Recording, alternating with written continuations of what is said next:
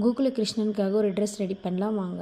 எந்த அளவுக்கு உங்களுக்கு ஃப்ரில் வேணுமோ அந்த அளவுக்கு ஃப்ரில் எடுத்து வச்சுக்கிட்டு நீட்டாக ஐரன் பண்ணி வச்சுக்கோங்க.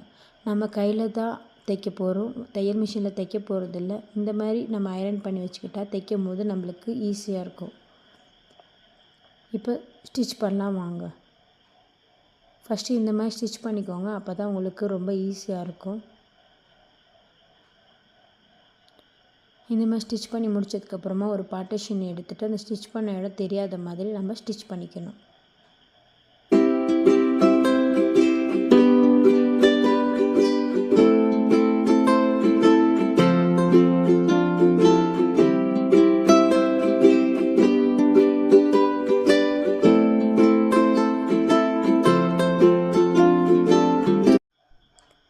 கையில் ஸ்டிச் பண்ணும்போது கொஞ்சம் கேர்ஃபுல்லாக ஸ்டிச் பண்ணுங்கள். எந்த இடமுமே மிஸ் பண்ணாமல் ஸ்டிச் பண்ணுங்கள்.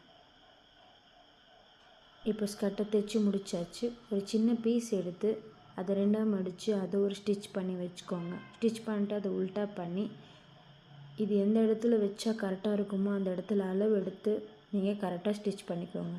ஃபஸ்ட் டைம் நான் கோகுல கிருஷ்ணனுக்காக இந்த ட்ரெஸ்ஸை ரெடி பண்ணுறேன். நானே என் கையால் ரெடி பண்ணி அதை சாமிக்கு போடும்போது எனக்கு ரொம்ப சந்தோஷமாக இருந்துச்சு. இந்த மாதிரி நீங்களும் உங்கள் கையாலேயே சாமிக்கு ட்ரெஸ் ரெடி பண்ணி நீங்கள் போடும்போது உங்களுக்கும் ரொம்ப சந்தோஷமாக இருக்கும்.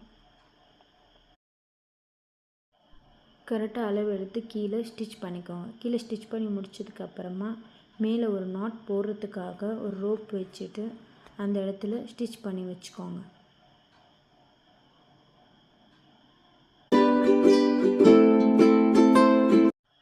இப்போ கோகுல கிருஷ்ணனுக்காக நம்ம ட்ரெஸ் ரெடி பண்ணி முடிச்சாச்சு. பார்த்துட்டு எப்படி இருக்குன்னு சொல்லுங்கள்.